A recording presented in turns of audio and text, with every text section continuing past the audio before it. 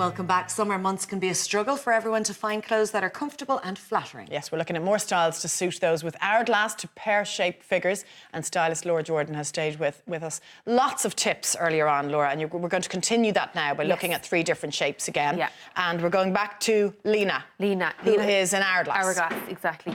So what we notice with an hourglass is, we've talked about this earlier, there's 2 options with hourglass. You either cinch the waist, is what we're always told to do, but only works if you have a tummy that you're happy to emphasise. So that's what we've done in this piece here, because the one earlier we had slightly looser in terms of the option we went for in terms of cut. So this guy here, delicately printed, which again is important. You want something that flows rather than something that's very, very bold. And then the V-neck, great for a larger bust. A lot of women ask for an arm to be covered, so we've catered for that as well. And then it just flows down through the centre of the dress, in that the waist is the focus, but the rest just falls. So we're not bringing the attention to the larger parts of the body. In terms of clothing and fits, Yes. the hourglass figure typically would be the ideal figure, Laura, in terms of the measurements are balanced. Is that right? So you can buy a size 10 top and bottom. Exactly, and it's comes from like the Marilyn Monroe concept of the curve.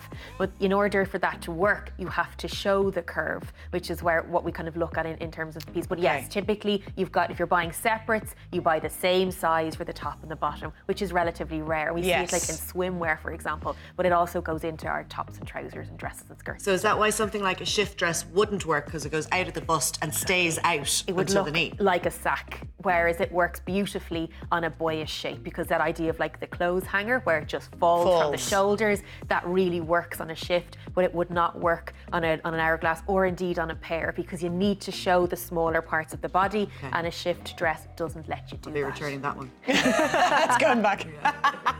And again, just a simple heel as well, just to give a bit of height and sparkle, and they have a nude finish at the front, so they will match with a lot of pieces, even though they have a little bit of glitter there, and they're all from Fabucci and Nace and online. It's lovely. It's very flattering with that belt. And it's comfortable and airy, which is what we want to be mindful of as well. This is gorgeous. So our next piece here, this is from Carrick Dunn. We're noticing again with the pear, as we talked about earlier, you bring the eye always to your smallest part, which for a pear shape is the bust and the neck.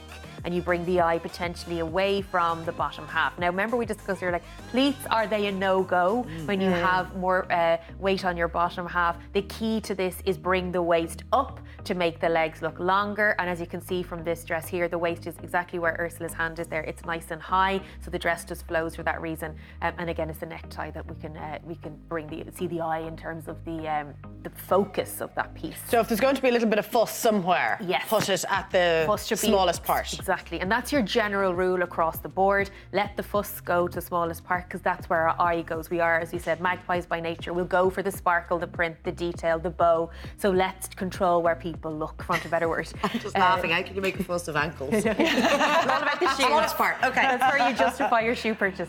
And then we have, again, bracelet there. When you have something that's at your waist level, it brings the eye in with the piece of sparkle there. And then the red shoe, nice idea, because we often associate this with kind of almost a Christmassy colour, but I love to work these in for summer as well, so you're getting good wear out of the shoes that you have. And then this one will work all year round, so if you're choosing a colour, it could be a nice one to have in the wardrobe. That's such a great example of the higher waist and the pleats, because those pleated skirts are beautiful and they're everywhere, but I've so many pals, and myself too, that were so reluctant to wear them. But something like that just falls on the body. And I feel like pleat and pattern works well. So pleat in a block colour, if some of the pleats gather or loosen at different parts, it's a little more obvious, whereas with pattern it's slightly distracting, and that's helpful as well.